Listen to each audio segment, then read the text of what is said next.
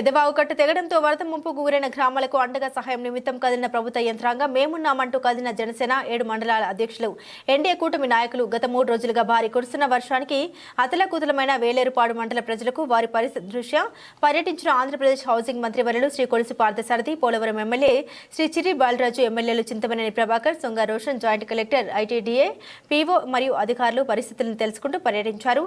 మంత్రి వర్యులు మాట్లాడుతూ పరిస్థితులు చాలా దారుణంగా ఉన్నాయి, వారికి తాగునీరు, 3 పూట్ల భోజనం తప్పనిసరిగా అందించాలి, అలాగే హెల్త్ పరమైన సహాయం అందించాలి, అలాగే పూర్తిగా ఇల్లు నష్టపోయిన వారిని రిపోర్టు రాణించాలని మేము వారికి ప్రభుత్వం నుండి అందవలసిన సహాయం చేస్తామని తెలిపారు.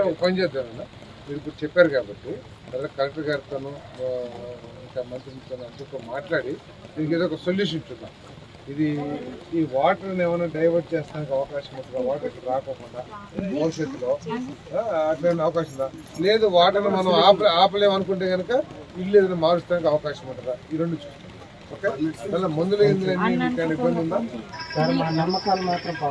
ఒకటి మమ్మల్ని పరిమాణాలు పిలుచుకొచ్చింది కూడా ఆయనే. తప్పకుండా ఇబ్బంది ఏం లేదమ్మా, తప్పదు. ఇప్పుడు 5 సార్లు 6 సార్లు ఒకసారి కలిసి వెళ్ళడమే. మీరైనా కొద్దిగా మా గురించి ఆలోచించండి సార్. గవర్నమెంట్ చేయలేదు మన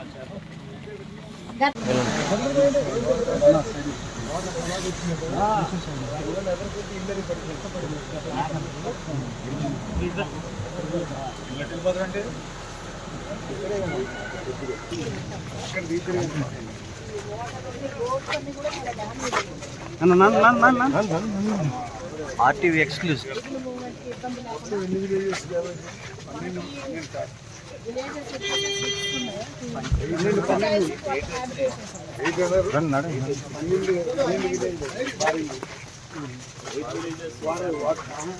వాటర్ 12 విలేజ్ బండి, 12 విలేజ్లో పార్టీలు కొన్నిట్లో 50%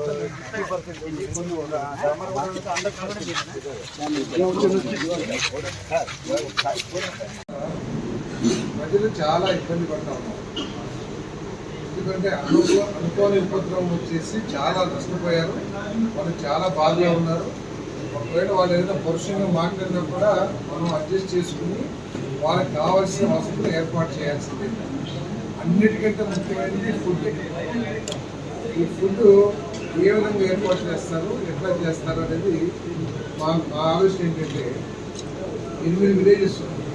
ప్రతి విలేజ్కి ఒక చోట వంట వచ్చేసి మన స్కూల్స్లో కూడా ఈ కుకింగ్ ఏజెన్సీస్ ఉంటాయి. ఐ థింక్ నాకు ఇప్పుడు సెలవు ఉందేమో ఆ స్కూల్స్కి అవైలబుల్గా ఉన్నారు కదా. ప్రతి విలేజ్కి వాళ్ళ దగ్గర యుటెన్సిల్స్ ఉంటాయి కాబట్టి మీరు ప్రతి విలేజ్లో ఇప్పుడు ఏంటి వాళ్ళందరూ ఇక్కడికి రావాలంటే రాదు. ఇది ఊరు ఉంది మేడేపల్లి విలేజ్ ఉంది. మేడేపల్లి విలేజ్కి 3-4 హ్యామ్లెట్స్. సో ఆ హ్యామ్లెట్స్ వాళ్ళ ఇల్లు, వాళ్ళ మేకలు, వాళ్ళ పురుషులు తింటారని ఎక్కడ చేస్తారు కనుక మీరు ఇక్కడ ఉండేసేసి కాబట్టి హ్యామ్లెట్స్కి వెహికల్ పెట్టుకుని మీరు అక్కడే మీరు సర్వ్ చేసే విధంగా ఆలోచించారు. సో మీరు ఇప్పుడు 8 విలేజెస్ ఉన్నాయి. ఎవరు ఇన్ఛార్జ్ పెడతారు? దాని ఫుడ్కి ఎవరు దీనికి ఇన్ఛార్జ్?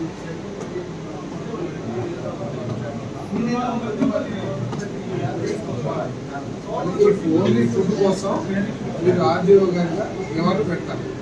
ఆల్రెడీ